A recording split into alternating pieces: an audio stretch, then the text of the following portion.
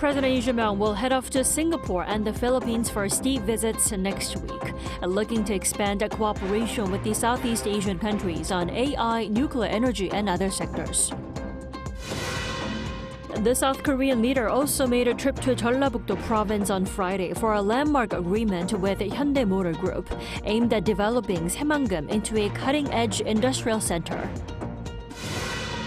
According to the White House, U.S. President Donald Trump is still willing to hold talks with North Korea without setting any conditions, suggesting a possible revival of a diplomatic engagement.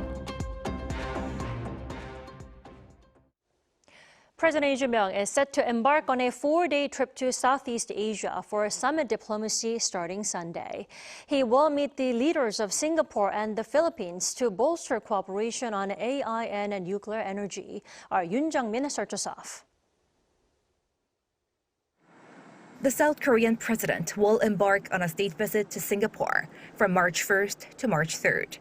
President Lee Jae-myung will meet Singaporean Prime Minister Lawrence Wong for a summit and lunch, as well as President Tharman Shanmugaratnam for a state dinner on Monday. An AI dialogue with industry leaders is also scheduled. In a written briefing on Friday, Blue House spokesperson Kang Yoo-jung said Korea looks forward to working closely with Singapore, seen as a logistics and financial hub, for cooperation on trade, investment, and infrastructure, as well as AI and nuclear energy. Lee and Wong met last November on the margins of the APEC leaders meeting in Korea and forged a strategic partnership. 앞으로 양국은 전략적 동반자 관계에 기초하여 변화하는 경제와 안보 환경에 대처하는 한편 전략 첨단 기술 협력을 더욱 강화하고 인적 교류도 확대하기로 뜻을 모았습니다. On March 3rd, President Lee flies to Manila for a 2-day state visit. He will meet Philippine President Ferdinand Marcos Jr. for talks, a state dinner, and a business forum. The leaders will explore ways to deepen cooperation on the defense industry, infrastructure, and trade, as well as build partnerships in nuclear energy, shipbuilding, critical minerals, and AI. The Blue House spokesperson noted that the summit takes place on Tuesday as the two countries celebrate the 77th anniversary of the establishment of their diplomatic relations. The Philippines is the first country in Southeast Asia to build diplomatic ties with Korea and has been a friendly country for decades dating back to the Korean War. The Philippines and Singapore are set to host ASEAN-related summits this year and next year, respectively. During the Korean ASEAN summit in Malaysia last October, Lee unveiled his ASEAN policy called the CSP Vision, or Contributor, Springboard, and Partner Vision, that puts cooperation on the economy and security front and center. Yoon Jung-min, Arirang News. President Lee also traveled to Jeollabuk-do province today for the signing of a major investment agreement between the government and Hyundai Motor Group. Now, the project aims to turn the Saemangeum area into a high-tech industrial hub. Our Blue House correspondent Song Yoo-jim reports.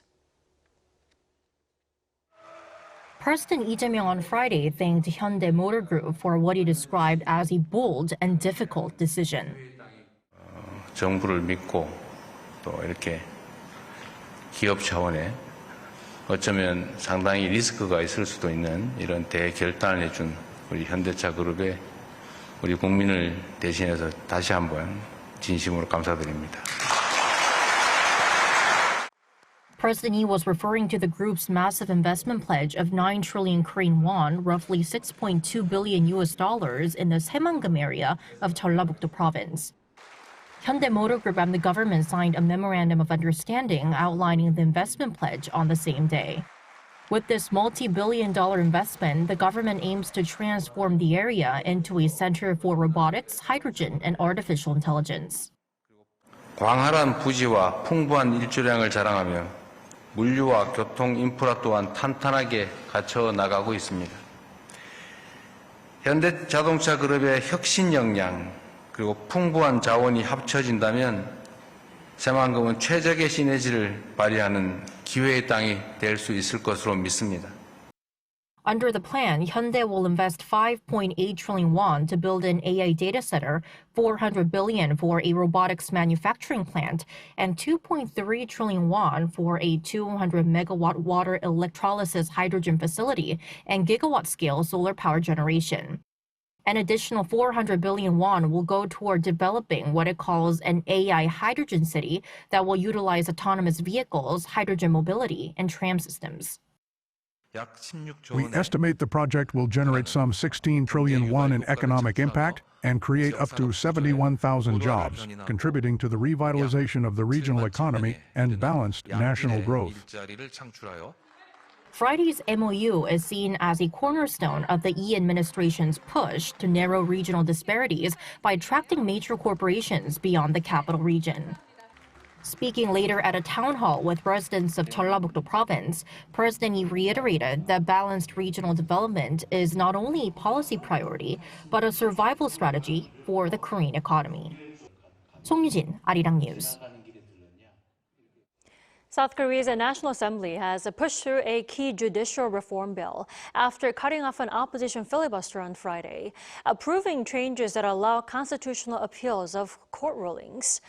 The bill, one of the Democratic Party's 3 judicial reform measures, was approved in a floor vote shortly after the debate was cut off, once the mandatory 24-hour period required under Assembly rules for terminating a filibuster had elapsed.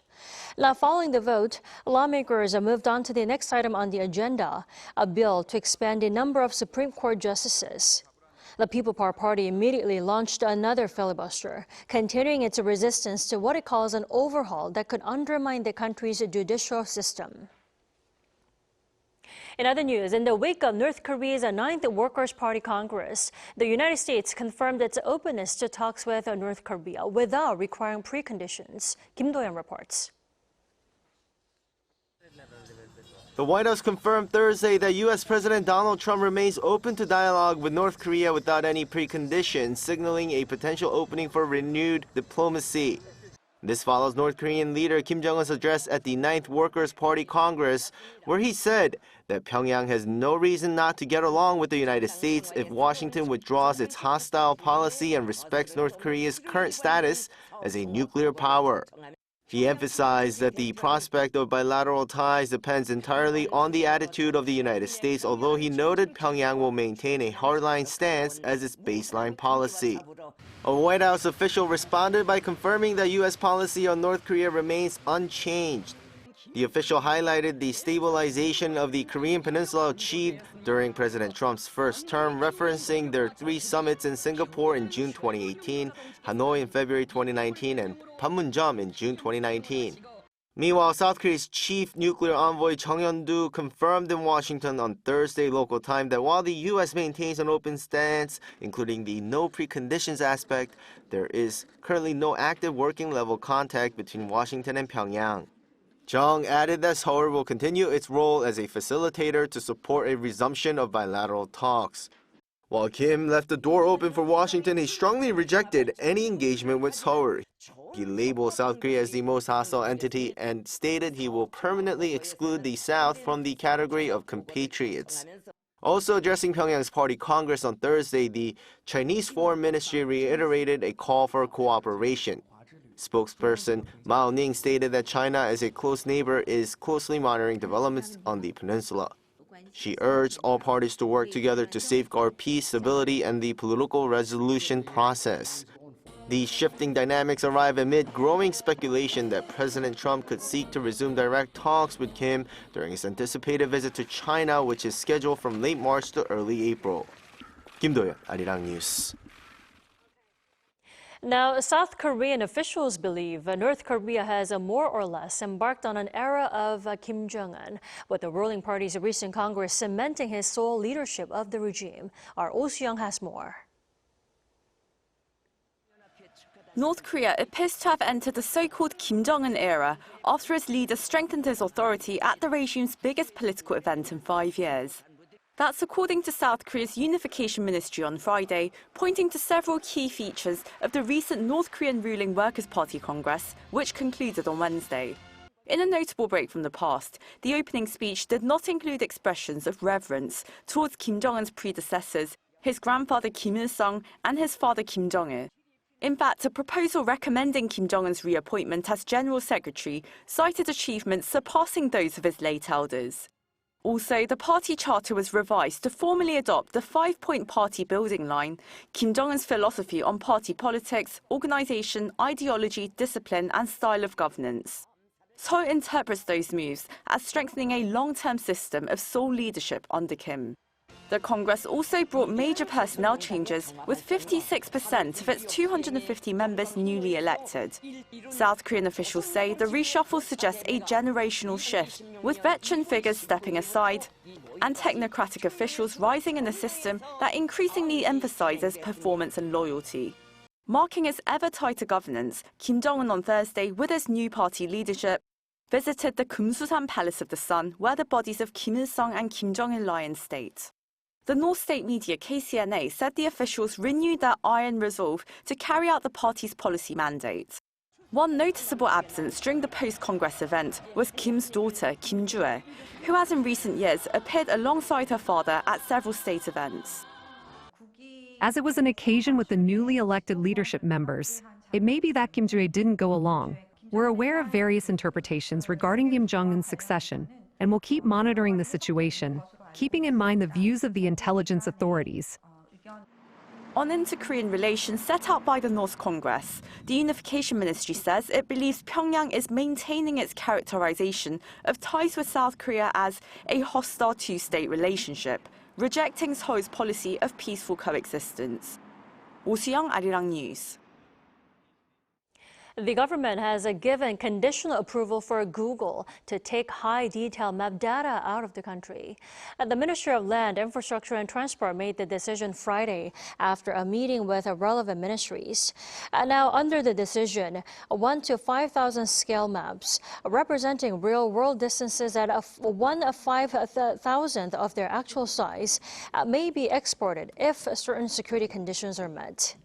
Under current law, maps more detailed than a 1 to 25,000 scale require the land minister's approval before export.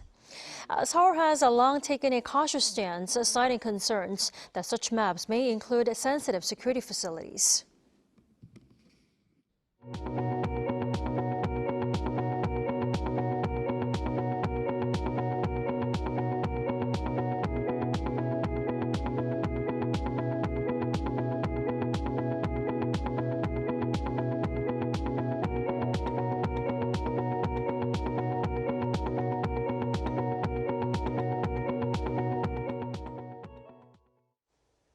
The National Pension Service delivered its highest-ever investment performance since the launch of the fund. The agency said on Friday that it generated roughly $161 billion in returns from fund management last year, with the annual rate of return reaching a record high of 18.8%. The profit is equivalent to roughly 4.6 times the total amount paid out in pension benefits over the same period.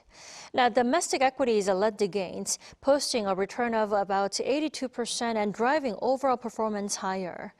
The agency attributed the sharp rise in local stocks to strengthening AI and semiconductor-related tech shares, along with expectations surrounding the government's capital market policies. South Korea's content industry posted a record-breaking performance in exports in 2024, driven by the continued global surge in Korean culture. According to the Culture Ministry on Thursday, exports for that year reached $14.08 billion. That's up 5.5% from a year earlier, marking the highest figure since the ministry began compiling the data, and the second consecutive year of record growth. Now, the growth was led by the gaming industry, accounting for 60.4% of total content exports, followed by the music industry. The content industry's total revenue climbed 2.1% from a year earlier to $107.2 billion, driven by robust export growth. K-pop girl group BLACKPINK released its long-awaited third mini-album Deadline on Friday afternoon, marking its first full group release in 3 years and 5 months. According to YG Entertainment, the album title reflects the best irreversible moments, capturing BLACKPINK at their brightest and most radiant.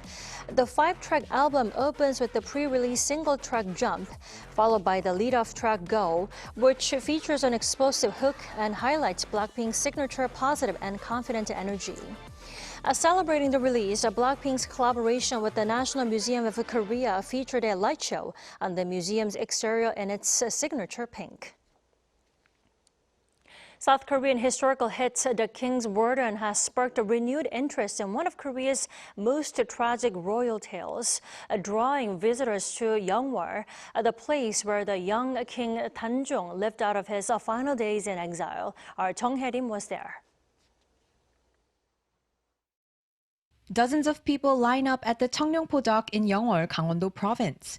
Once the inescapable exile grounds for King Tanjong, who was banished by his own uncle at just 16 years old, it is now a bustling tourist hotspot. Driven by the hit film The King's Warden, visitor numbers here have surged more than 5-fold compared to last year. Surrounded by the Seogang River and steep cliffs, the only access is by boat. Visitors can ride a boat into Cheongryongpo, tracing the exiled king's path across the water. And as you can see behind me, the once lonely journey is now bustling with people. Upon stepping off the boat, visitors are greeted by a dense pine forest. Further inside, they explore the stone monument which marks the original site of the king's exile and his reconstructed royal residence. Tourists walk around curiously, taking the site's solemn atmosphere. I watched the movie The King's Warden, and since we had already planned a trip to Yeongwol to visit the observatory, I thought we definitely had to come here too. Among the site's landmarks is the Gwanumsong pine tree and Mangyangtap, a stone tower he built while longing for home. Many visitors say the film has given deeper meaning to what they see. At first, I was just admiring the scenery because the water was so clear. But then I remembered the movie scene where the raft breaks apart in the water. It made me realize just how miserable he must have felt. Tourists are also visiting Jangneung, the royal tomb where King Tanjong was eventually laid to rest. Around the burial area, which is said to be significantly smaller and further from the capital than the tombs of other Joseon kings, visitors can be seen taking photos, carefully reading the information boards, and quietly paying their respects. Coming to Jangneung and thinking about the harsh life and struggles King Tanjong endured breaks my heart. I hope this tragic story is passed down to future generations.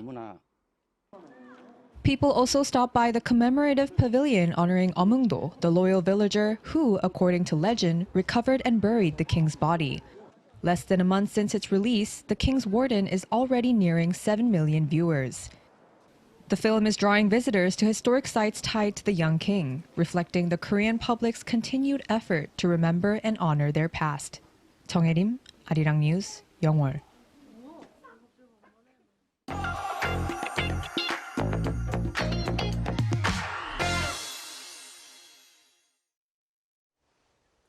Pet owners here in South Korea will be able to bring their dogs and cats with them in cafes and restaurants starting this March. For more, we turn to our culture correspondent Park Gon-woo here in the studio. Welcome back, Gon-woo. Great to be here, Demi. So Gon-woo, pets and cafes. That's Tell us more. Yes. So with more Koreans raising pets these days, an estimated 15 million across the country, many owners have wanted to take their companions with them whenever they go out. Right. And until now, only limited places like some shopping centers have been allowed to let pets indoors, while venues that handle food have been strictly prohibited from doing so. Some places that allow pets were even operating in a legal gray area. For more, follow me as we take a look at how this will all work out. Fluffy pups sit on chairs and enjoy a puppuccino. Some lie down as if completely at home, with their owners enjoying their coffee alongside them. Until now in Korea, most restaurants and cafes have not allowed pets indoors due to hygiene issues. But starting March 1st, stores that choose to comply with some new regulations are able to welcome cats and dogs alongside their owners, just like this one. As dogs live shorter than we do, every moment feels precious. If more places become pet-friendly, I hope my family can go to places like these more comfortably without feeling self-conscious. It's been hard to find places where we could go together, but with this change, I think we'll be able to spend more time together when we go out for meals. I also hope that more places, beyond restaurants and cafés, will allow pets to enter. Key standards for stores seeking to become pet-friendly include maintaining distance between pets and other customers, and installing pet seats or leash fixtures to prevent animals from moving freely. Pets are also strictly banned from entering food handling zones, including kitchens with physical barriers installed. If these conditions are met and approval is granted by local governments, businesses can officially register as pet-friendly establishments. The new laws mean pets could become a more common sight in public places like this cafe, but there's also backlash from those that are concerned about pets in public places. Good boy, Bunny. I'm worried my young nephews could get bitten or startled and possibly hurt, as they might want to touch people's pets. My husband's also allergic to cats, so I think this could be uncomfortable for some people. Some cafe owners also worry about misunderstandings between customers with pets and those without. Requirements like vaccination checks are now part of the process, so we make sure to read and understand these rules because we have to comply. But if customers aren't fully aware of them, there could be some communication issues when we try to explain the rules. But with greater promotion and institutional support from the government ahead, opportunities for those willing to spend more time with their pets are expected to increase. Now, Kanu, I'm sure the new policy will take some time to settle here in the country. Now, what are some of the challenges that we can expect in the coming days, I guess? Yes, so according to the Korea Food Service Industry Association, there were around 800,000 business owners related to food service across the country as of the end of 2023. And as around 70% of that total operates small establishments of 100 square meters or less, the organization said it could be difficult for those places to meet distancing requirements. And it also noted that as many owners are tenants, it makes it harder to modify facilities to become pet-friendly. And meanwhile, the number of officially registered pet-friendly establishments remains limited. So the Seoul District Office in southern Seoul, one of the leading authorities in the pilot program that ended last year, says it's working to find practical solutions. We plan to promote successful cases through social media so the system can take root in a way that considers everyone. We are also providing consultations through a pre-review service to help businesses focus on hygiene and safety management and participate in the program. If budget conditions allow in the future, we will consider further support. But the store owners should also be aware of penalties given if they don't meet these rules. If pets enter food handling areas or are allowed to move freely in violation of the rules, businesses could face suspension of operations for up to 20 days upon a third offense. And that's why local governments plan to inform business owners that violations of these requirements could result in administrative penalties so they can comply and avoid disadvantages. Regular follow-up inspections will also be carried out.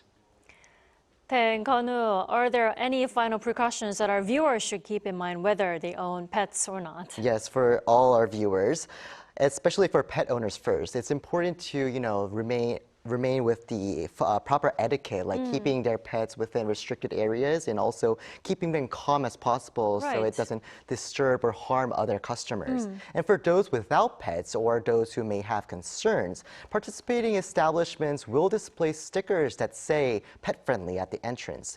And these locations can also be checked in advance through major map applications in Korea like Kakao and Naver. Also for store owners, the government has highly advised them to establish emergency contact systems for unexpected accidents and to enroll in liability insurance. All right, Kanu, thanks for the report as always. Happy Friday. Happy Friday as well.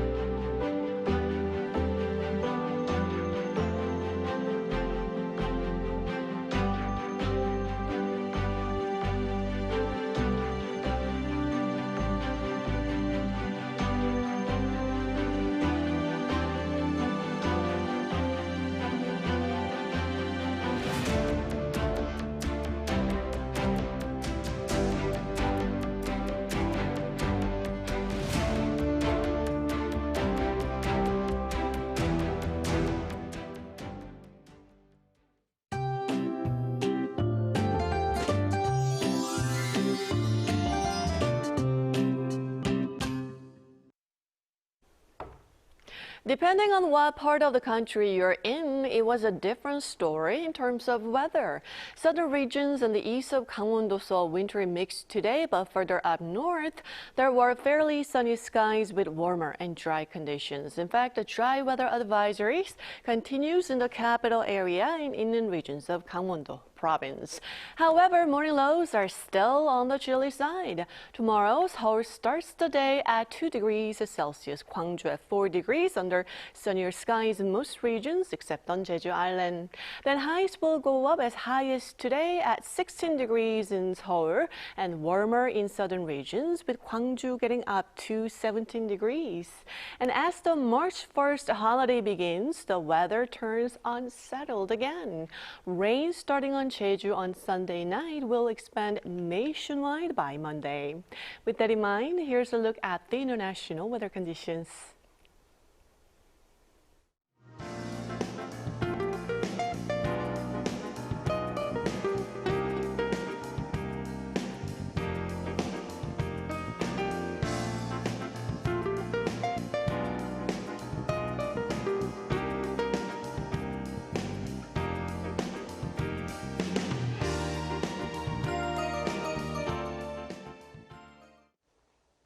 That is all we have for tonight. I'm Kim Dami. From all of us here at Arirang, thanks for watching and good night.